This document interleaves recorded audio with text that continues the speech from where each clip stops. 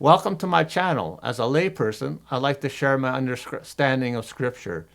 Today I am reading from Hebrews chapter 10, and I've titled it Yeshua, the Perfect Sacrifice.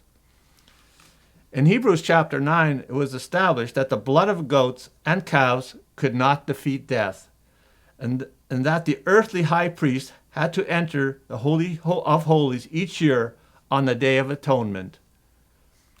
Yeshua's shedding of blood was a one-time occurrence, and he was the high priest who could enter the heavenly temple, and it was his death that conquered death so the dead could be resurrected.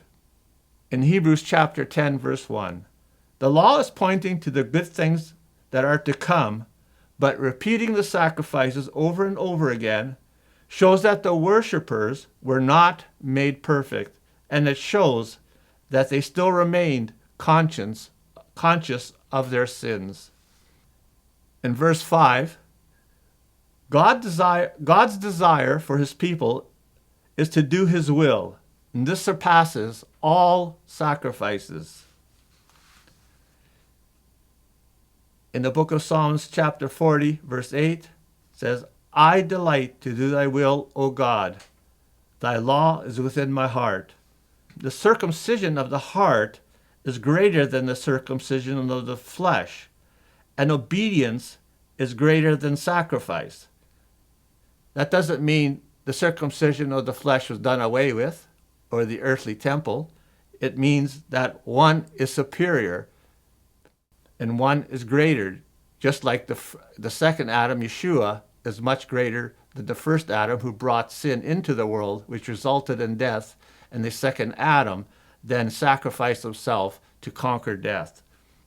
We have been sanctified to the offering of the body of Yeshua the Messiah, once for all, because he did the will of the Father.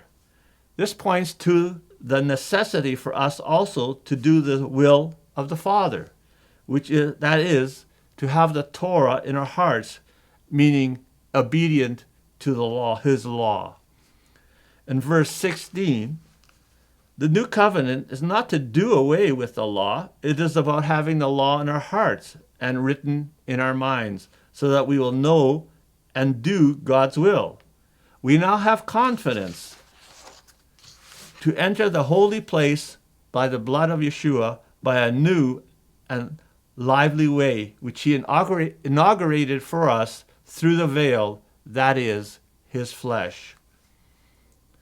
In verse 23, since Yeshua is our great high priest over the house of God, and his promises are sure, we can encourage each other to love and good deeds. Good deeds can only come from a good God, and that are found in the scriptures of how we are to live and treat our fellow man. In verse 26, since the Messiah can only be sacrificed once, it is critically important that we continue not to sin willfully, since that is the transgression of the law.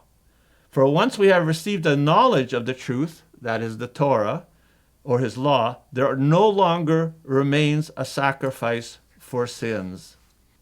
In verse 29, to transgress the law is to trample underfoot the Son of God, regarding as unclean the blood of the covenant. So those people who are transgressing the law are seeing his sacrifice, God's sacrifice, as unclean. And this is the blood that sanctified them, and they have insulted that Spirit of grace. In verse 35, to endure is to have confidence that we will receive a great reward after we have done the will of God. For yet in a little while he who is coming will come and will not delay. But my righteous ones shall live by faith, meaning they will be faithful to his instructions. And if he shrinks back, that is, stops being faithful, my soul has no pleasure in him. The reward is those who endure to the end, to that good and faithful servant.